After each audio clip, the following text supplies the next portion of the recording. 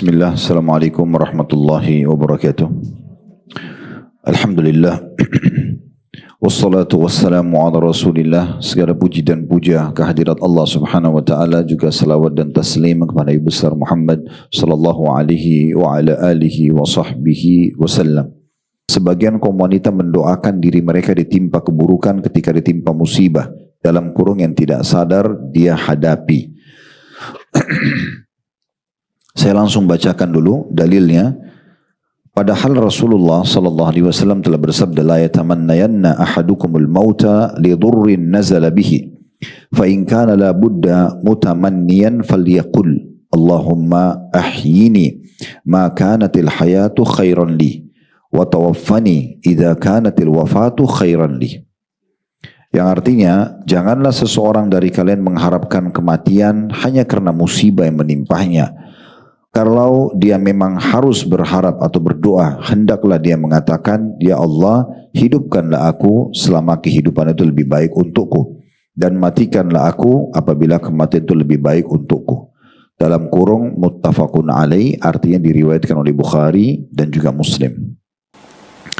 Kita coba dulu masuk ke rincian apa yang ditulis oleh penulis di sini, baru kemudian kita tambahkan dengan penjelasan atau syarah ya, dari luar buku kita tentunya. Dari judul ini, penulis mengatakan sebagian kaum wanita. Berarti bukan semua, tapi sebagian kaum wanita. Dan kenapa disebutkan kaum wanita? Karena buku ini memang beliau khususkan menyinggung kesalahan sekitar kaum wanita. Walaupun kaum laki-laki juga ada yang melakukan. Tetapi ini lebih didominasi oleh kaum wanita. Biasanya karena dominan perasaan sehingga mereka sulit untuk menerima kenyataan. Apakah ditimpa penyakit, apakah tidak berhasil mendapatkan apa yang sedang dia jadikan sebagai target, makanannya, pakaiannya, apa saja.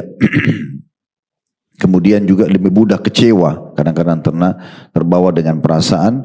Begitu juga dengan hal-hal yang lainnya. Karena lebih dominasi dengan perasaan, makanya dikatakan sebagian kaum wanita. Ya. Saya pernah jelaskan poin penting yang pernah disebutkan oleh Profesor Dr. Sulaiman Ruhaili hafizahullah, salah satu guru kami. Beliau mengatakan ada susunan dalam kehidupan kita. Yang pertama, perasaan. Ini yang paling dasar. Semua orang punya perasaan. Perasaan suka, perasaan benci, ya, pada makanan, pada minuman, pada orang, pada cuaca, pada apa saja itu ya. Ada perasaan. Namun perasaan ini tidak bisa dibiarkan berdiri sendiri. Dia bisa positif kalau muncul perasaan itu misalnya pada hal-hal yang berbau menambah keimanan. Perasaan, sayang ya, saya semalam tidak sempat sholat malam, misal. Saya tidak sempat haji, umroh, sedekah, hafal Quran, misal. Atau maksimal bakti dengan orang tua, atau berbuat baik tadi sama orang miskin saya temuin di jalan. Ini perasaan positif. Ini pada tempatnya, ya. Tetapi banyak orang menyalahgunakan pada hal yang lain. Kecewa pada hal yang tidak perlu. Sedikit pasangannya terlambat memenuhi kebutuhannya, sedikit saja temannya mungkin sempat mengecewakan, sudah cukup membuat itu berlarut-larut, ya, kedendam dan rasa bencinya misalnya, atau kehilangan urusan dunia atau kesempatan maksiat. Lalu kemudian dia terbawa perasaan menganggap itu adalah sebuah penyesalan. Kenapa tidak jadi berzina, kenapa enggak jadi mencuri, kenapa enggak jadi menipu dan segala macam. Nah, ini bukan pada tempatnya. Makanya perasaan ini butuh penopang. Penopangnya kata beliau adalah akal. Jadi setiap kali muncul perasaan, hadapkan dengan akal kita. Nanti akal akan menjadi pengontrol perasaan. Misal, ibu dan bapak sekalian punya perasaan pengen sekali menikmati kembali nasi goreng yang pernah dimakan di Semarang. Misal, kita lagi di Jakarta, muncul perasaan pengen ya, itu kan perasaan kita, pengen makan. Hadapkan dengan akal. Akal akan memberikan gambaran, Semarang jauh, harus pakai pesawat. Akal itu akan berbicara dengan perasaan kita, mengontrolnya. Itu masuk akal atau tidak? Kalau kita kebetulan lagi di Semarang, biasanya termudahkan, oh memang lagi di tempat itu, tinggal jalan kok, tinggal 15 menit naik mobil sampai. Biasanya didukung oleh akal tuh. Kita akhirnya lebih mudah untuk pergi.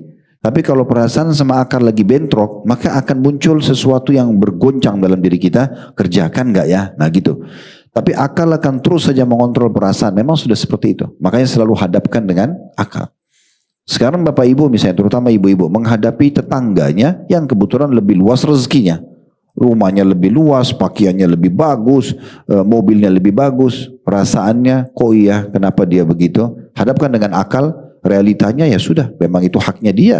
Memang rezekinya dia. Ya sudah, saya tinggal syukuri dan nikmati yang ini. Kalau dihadapkan dengan akal akan terkontrol perasaan itu. Nah ini kaidah dasar yang harus difahami. Perasaan harus dikontrol oleh akal. Akal dikontrol oleh syariat. Ini yang paling di atas. Syariat Allah subhanahu wa ta'ala akan mengontrol akal manusia. Karena kalau tidak, akal itu akan kemana-mana juga. Orang-orang ateis, karena terlalu tanda kutip mentuhankan akal mereka, akhirnya mereka jauh. Gak masuk akal ada Tuhan. Tuhan gak kelihatan kok.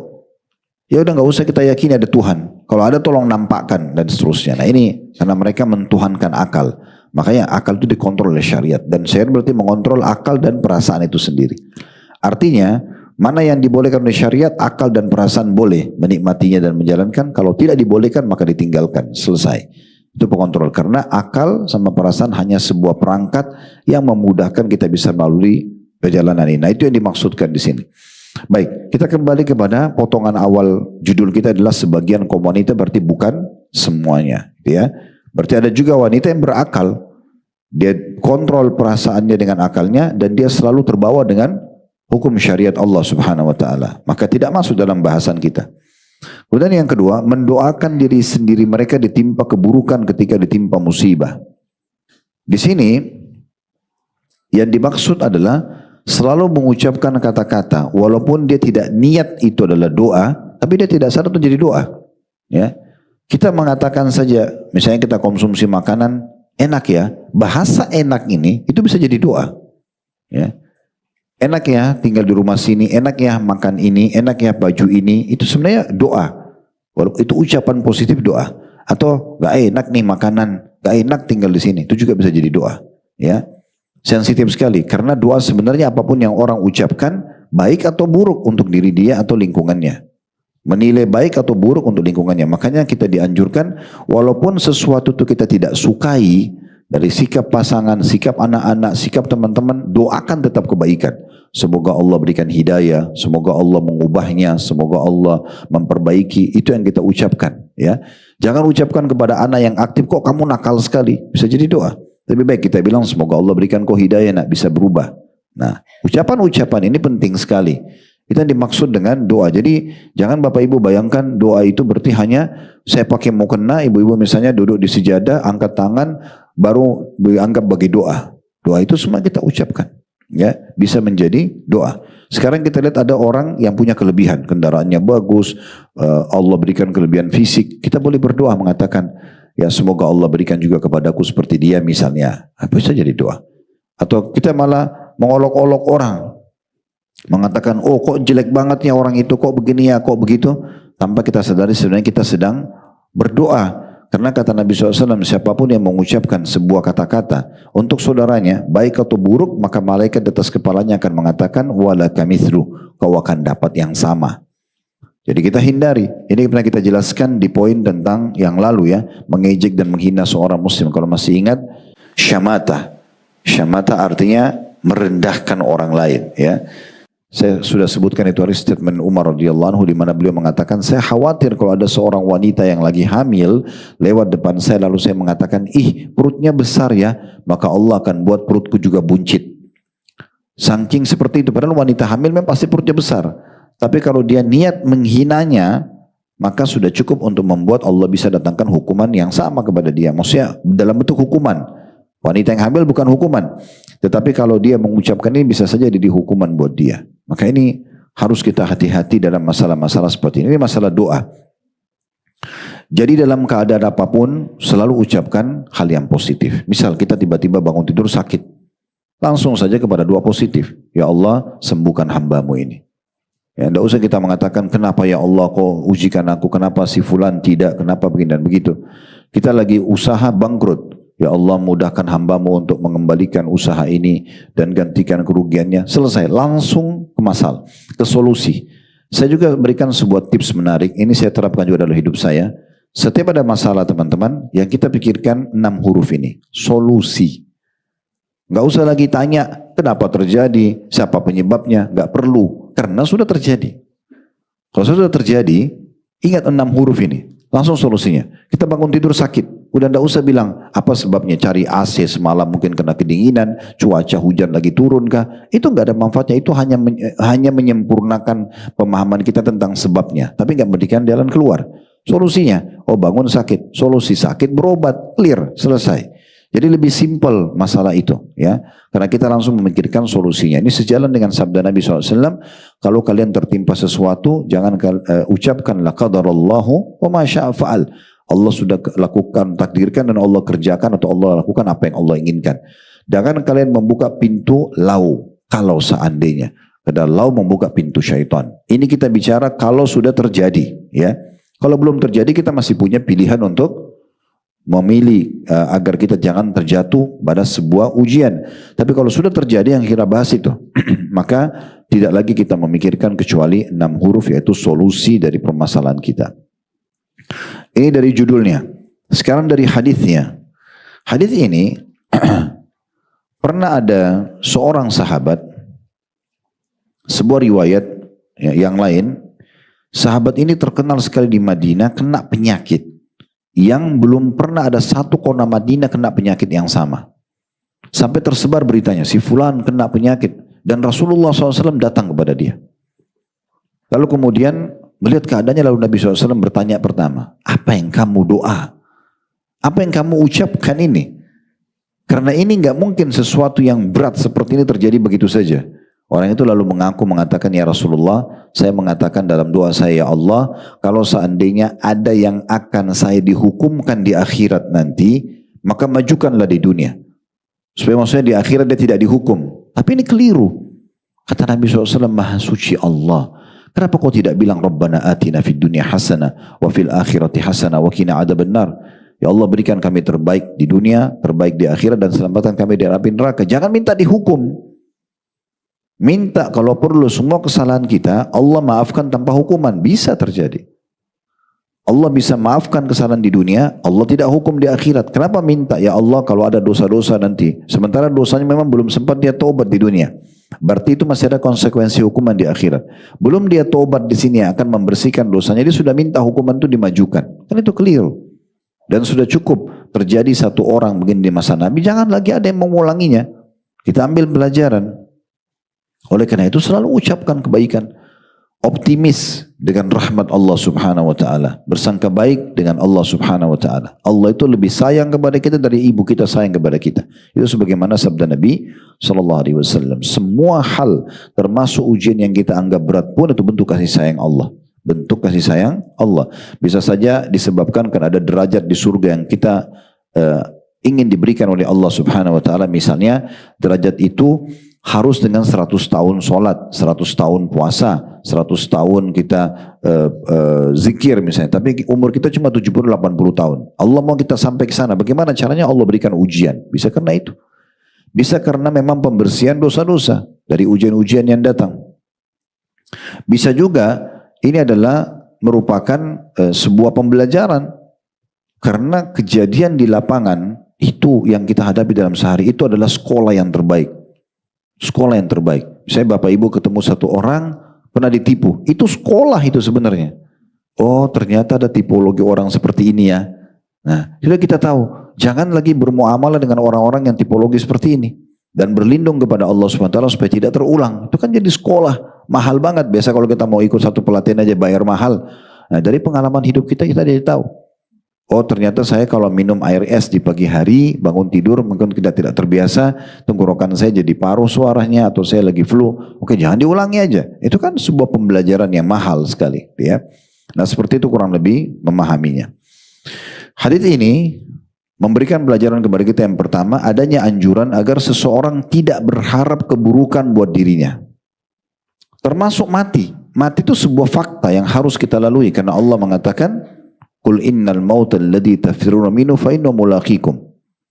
Katakan hai Muhammad kepada semua umat yang telah datang dan bisa menjangkau suaramu, mendengarkan apa yang kamu sampaikan, mati yang kalian lari darinya akan datang kepada kalian, pasti menemui kalian. Dalam ayat lain, walau kuntum fi burujim musyaddah, walaupun kalian berada di dalam bangunan yang sangat kokoh. Tidak mungkin kita bisa selamat dari kematian. Tetapi selama belum datang ajal, jangan berharap mati. Bukankah banyak orang berharap mati sehingga dia bunuh diri hanya karena putus cinta saja, hanya karena bangkrut usaha saja, urusan dunia. Tidak bisa nikah sama si fulan, nikah sama yang lain. Semua manusia sama. Saya pernah kasih contoh kaidah sederhana, buka akal dan cakrawala fikir kita. Semua perempuan, ibu-ibu di sini sama. Judulnya perempuan, beda casing iya. Ini lebih tinggi, ini lebih pendek, ini putih, ini hitam, ini gemuk, ini kurus. Judulnya wanita. Semua laki-laki sama. Judulnya laki-laki. Sama semua. Sama jenis pakaiannya, sama fisiknya. Bedanya di casing. Tinggi, pendek. Berarti sama aja, gitu kan. Jangan selalu terbawa tadi perasaan yang tidak dikontrol dengan akal sehat. Sehingga akhirnya tidak jadi nikah sama ini, sudah putus asa. Sampai ada orang bunuh diri. Itu kan tidak masuk akal. Sementara yang dia tidak jadi nikah ini laki-laki atau perempuan, masih banyak laki-laki dan perempuan yang lain, masih bisa dia bangun kebahagiaan dengan cara yang lain. Mirip dengan orang gagal berumah tangga. Maaf kalau di sini ada statusnya sama, saya tidak bermaksud. Tapi ada orang janda, ada duda. Dianggap udah dia gagal dengan pasangan pertama. Udah saya nggak mau nikah lagi deh, karena mungkin sama. Dari mana dia ambil tolok ukur ini? Belum tentu orang ini sama itu sama. Walaupun sama judulnya laki-laki misalnya atau perempuan. Tapi belum tentu, karena kaidah agama adalah pilih agama hidupmu akan bahagia. Mungkin yang pertama kurang beragama. Selesai. Jangan dipukul rata. Kan gitu. Nah itu keadilan juga buat diri kita sendiri. Maka kita harus paham baik-baik ini. Baik, kembali kepada poin tadi. Walaupun mati itu adalah sebuah fakta dan data yang tidak bisa kita hindari. Sehebat apapun kita jaga kesehatan kita, hidup di lingkungan yang seasri apapun udaranya, tetap aja ya kita menjaga makanan yang terbaik, olahraga segala macam. Kalau ajal datang pasti meninggal dunia. Cuman sebelum datang waktunya nggak usah berharap mati, ya tidak usah berharap mati. Dan ya, Imam Adz-Dzahabi rahimahullah masukkan dalam kategori dosa besar, induk dosa besar itu adalah bunuh diri. Ya, karena ada sebuah hadis qudsi, Allah sangat murka dengan orang bunuh diri karena dia seakan-akan mau mendahului takdirnya Allah. Kenapa harus bunuh diri? Gitu kan? Kenapa enggak memulai lembaran baru? Coba, gitu kan? Dan seorang penyair Arab menyebutkan sebuah kaidah sederhana juga, taharrak fa inna fi harakati barakah. Bergeraklah karena dalam bergerak itu ada keberkahan. Kalau Bapak Ibu lagi hadapi masalah, jangan duduk di kamar, tidur di ranjang, makin kurung diri. Itu makin besar masalahnya. Bergerak, keluar, hirup udara, temuin orang, gitu ya. Keluar, ya. Karena itu akan membuat kita jadi membuka lembaran baru. Menghirup udara baru, melihat cahaya matahari, berbaur sama orang, berbaur, keluar.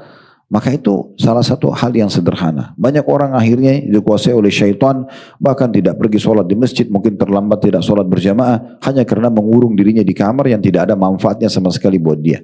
Dan kamu seorang muslim tidak ada ini. Ya, seorang muslim itu hari ini terjadi masalah, hari ini selesai masalahnya. Karena dia tahu Allah sedang uji dia, dia harus bersabar, selesai. Udah dia nikmatin prosesnya. Nanti akan kita jelaskan panjang lebar pada kesempatan ini tentang masalah sabar dan bagaimana buahnya, bagaimana hasilnya. Karena ini semua sebenarnya lingkupnya kembali kepada bagaimana kita bersabar dalam menghadapi ujian-ujian. Jadi jangan pernah berharap kematian kecuali sudah datang waktunya. Apapun permasalahan yang sedang kita hadapi, kecilkan di mata kita. Sambil berlindung kepada Allah SWT dari masalah itu, minta jalan keluarnya. Allah akan berikan. Allah janjikan, fa inna ma'al usri yusra. Di setiap kesulitan akan ada kemudahan. Diulangi lagi, inna ma'al usri yusra. Inna ini harfu ta'kid, digunakan sebagai huruf yang memastikan sesuatu. Inna, anna, lakinna dan saudara-saudaranya ini disilakan dengan inna wa akhwatuha. Ya, ini semua harfu ta'kid, memastikan. Inna ma'al usri yusra, pasti tidak ada keraguan. Janji Allah di setiap kesulitan akan ada kemudahan. Akan ada akhir jalan daripada ujian tersebut. Jadi nikmati saja prosesnya. Ingat perkataan Umar radhiyallahu anhu, orang kalau sedang diuji cuma dua keadaan. Yang satu beruntung, yang satu rugi. Yang beruntung adalah dia bisa terima itu keputusan Allah. Maka dia dapat pahala dengan musibahnya, dia mudah melaluinya karena dia tahu ini ada pahalanya dan dia akan dapat jalan keluarnya. Ini yang untung. Yang rugi adalah dia tidak bisa terima. Bangun tidur sakit, ditipu orang, wah ngomel-ngomel, ngoceh-ngoceh segala macam, gak ada manfaatnya. Dia seakan-akan memungkiri takdir yang Allah sudah tentukan dan tidak bisa terima. Kalau ada nikmat dia terima, tapi ujian dia tidak bisa terima. Gimana caranya? maka ini dia akan dapat dosa. Dia sedang memungkiri takdirnya Allah. Yang kedua, sulit melaluinya karena selalu hidupnya keluh kesah. Yang terakhir, tidak menemukan jalan keluarnya. Jadi kita mau pilih yang mana gitu ya. Pakai akal sehat kita dan gunakan syariat Allah sebagai pemandu hidup, maka kita akan tenang, atau kita akan sembrono dalam hidup, tidak jelas alur hidupnya. Makanya Nabi SAW mengatakan, jangan seseorang dari kalian mengharapkan kematian hanya karena musibah yang menimpahnya. Kecil semua. Musibah yang paling besar bagi seorang muslim, hilangnya iman dan Islamnya. Selain daripada ini kecil semuanya. Mau makanan, minuman, pakaian, pernikahan, bisnis, itu omong kosong. Semuanya itu kecil, bisa didapatkan. Gagal di sini mulai di sana, gagal di sana mulai di sini, selesai. Tapi kalau sudah Islam dan iman yang hilang sebagai panduan hidup, ini baru musibah. Ya. Makanya Sa'id bin Musayyib rahimahullah, seorang ulama tabi'in, mengatakan, aku telah bertemu dengan satu generasi, maksudnya para sahabat Nabi, yang tidak pernah peduli kalau mereka kehilangan dunia walaupun sebesar apapun bentuknya. Mau uang hilang, mau apa, tidak peduli. Tapi mereka akan merasa kehilangan sekali kalau mereka kehilangan satu kali sholat sunnatul fajr, sholat sunnah sebelum subuh. Karena itu bahaya, urusannya masalah Islam dan iman walaupun hukumnya sunnah. Itu bagi mereka musibah. Yang lain bukan musibah. Yang itu kecil bagi mereka. Kemudian pelajaran yang selanjutnya dari hadis ini adalah pentingnya seseorang kalau betul-betul sudah sangat tertekan dengan musibah yang dia hadapi, dan jangan dia berharap kematian, dia ucapkan doa yang Nabi ajarkan. Allahumma ahini ma kanatil hayatu khairan li. Ya Allah, hidupkan aku kalau kalau kehidupan lebih baik bagi aku. Wa tawaffani idza kanatil wafatu khairan li. Wafatkan aku kalau kematian lebih baik buat aku. Ini juga bagian daripada potongan doa yang menarik kalau kita ucapkan ya. Ya, kita berdoa kepada Allah Subhanahu wa taala agar dihidupkan selama kehidupan itu baik buat kita. Kalau selama saya hidup lagi Allah ke depannya ini, data amal soleh saya bertambah, iman saya bertambah, semuanya saya hidupkan ya Allah. Tapi kalau selain ternyata saya malah terjerumus dalam dosa, pelanggaran-pelanggaran, yang sudah wafatkan saya. Itu pada saat orang sudah kena penyakit yang sangat kronis misalnya ya.